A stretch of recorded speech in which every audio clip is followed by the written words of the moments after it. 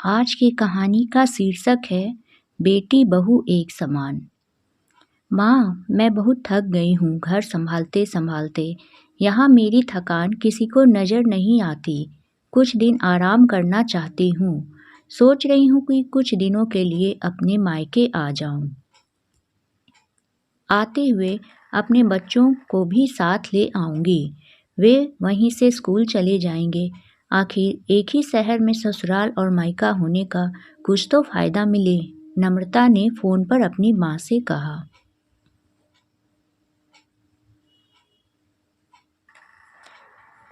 पार्वती जी ने दूसरी तरफ से कहा, हाँ बेटा, जब तेरी इच्छा हो आ जाना। आखिर ये तेरा भी तो घर है। ठीक है माँ, मैं कल आ ही जा रही हूँ। नम्रता खुश होकर बोली। हाँ बेटा, कल आ जाओ, मैं तुम्हारा इंतज़ार करूँगी। अभी मैं फ़ोन रखती हूँ, मुझे मंदिर भी जाना है। कमला जी ने फ़ोन रख दिया और सीधे किचन में आ गई। किचन में खाना बना रही बहू से बोली, अरे अनुपमा सुनो, कल तुम्हारी ननद आ रही हैं। आज बाजार जाकर फल, सब्जी और मिठाइयाँ लेकर आना। बेचारी मेरी बेटी ससुराल में नौकरों की तरह काम करती है और उस पर कोई ध्यान भी नहीं देता। यहाँ आएगी, कुछ दिन रहेगी तो उसका मन और तबीयत अच्छे रहेंगे। सास के मुंह से ऐसी बातें सुनकर अनुपमा का चेहरा उतर गया। वह मन ही मन सोचने लगी, काश आपको मेरी थकावट भी नजर आती। मैं भी दिन रात झाड़ू, पोछा, बर्तन, खाना बनाना, मार्केट जाना और वह काम करती हूँ जिससे हमारे परिवार वालों को कोई दिक्कत ना हो। काश आप मुझ पर भी ध्यान दे पाती। आपकी बेटी तो जब मन में आता है तब यहाँ आ जाती है, लेकिन मैं साल में एक बार ही अपनी माँ के पास जाती हूँ, तब भी आपको प्रॉब्लम होती है। मैं भी इंसान हूँ, मेरा भी मन है। मुझे भी लगता है अपने माँ के पास जाकर थोड़ा आराम करूँ, सुख दुख की दो चार बातें करूँ, अपना मन हल्का करूँ। भगवान, अब तुम ही कुछ करो ताकि मेरी सास की आंखें खुले और उसे मेरी थकावट भी नजर आए। शाम तक भगवान ने जैसे अनुपमा की सुन ली और उसकी ननद का फोन आया। ननद ने अपनी माँ से कहा कि उसकी सास ने उसे मायके आने के लिए मना कर दिया है, इसलिए इस बार वो नहीं आ सकती। पार्वती जी बोली, ऐसे कैसे मना कर दिया? पहले तो कभी वह तुम्हें आने के लिए नहीं रोकती थी, इस बार भला क्या हो गया? लाओ मेरी बात कराओ उनसे, मैं समझाती हूँ। नम्रता ने फ़ोन अपनी सास के पास दिया। पार्वती जी ने कहा, नमस्कार समधन जी, आपसे कुछ कहना था। समधन जी ने कहा, कहिए।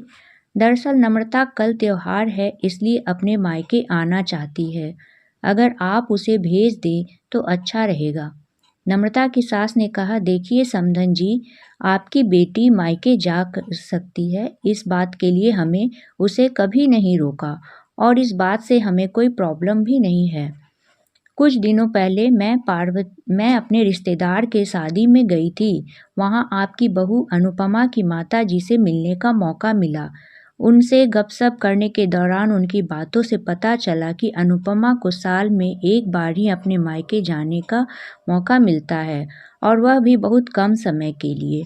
मुझे लगता है आपको पहले अनुपमा को उसके मायके भेज देना चाहिए और जब वह मायके होकर आ जाएगी तो मैं नम्रता को आपके पास भेज दूंगी।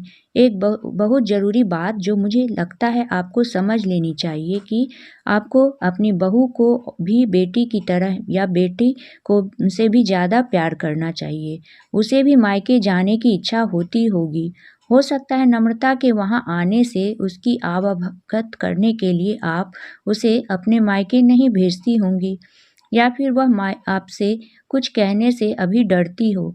अगर आप उसको घर में ही कैद रखोगी तो एक दिन ऐसा आएगा कि जब वह आपके खिलाफ बोलने लगेगी, फिर वह आपकी सुनेगी भी नहीं और जब चाहे तब अपने मायके जाएगी। ऐसी परिस्थिति आए, इससे अच्छा है कि आप ही कुछ बदलाव में लें आए, जिससे आपका रिश्ता और रिश्ते की मिठास खराब ना हो।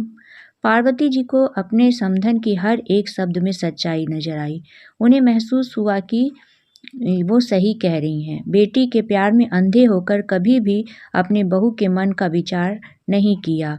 उन्होंने हमेशा ही अपनी बेटी को अपने बहू से ऊपर रखा।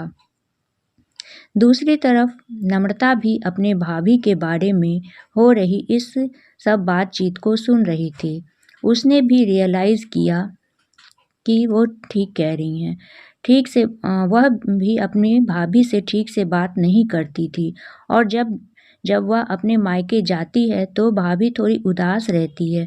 पार्वती जी ने अपनी बहू को बुलाया और उससे कहा कि अनुपमा, कुछ दिनों के लिए नम्रता नहीं आने वाली, इसलिए पहले तुम अपने मायके होकर आ जाओ।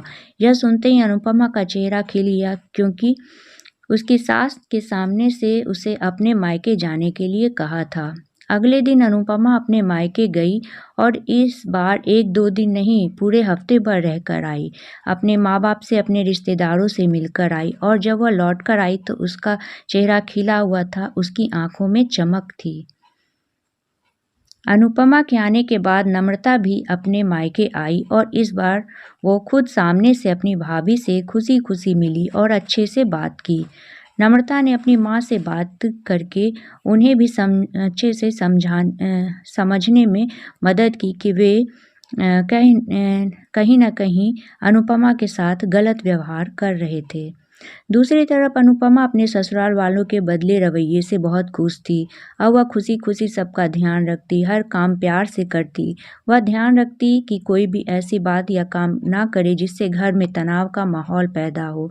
पार्वती जी अपनी बहू को खुद ही समय-समय पर मायके भेज दिया करती थीं।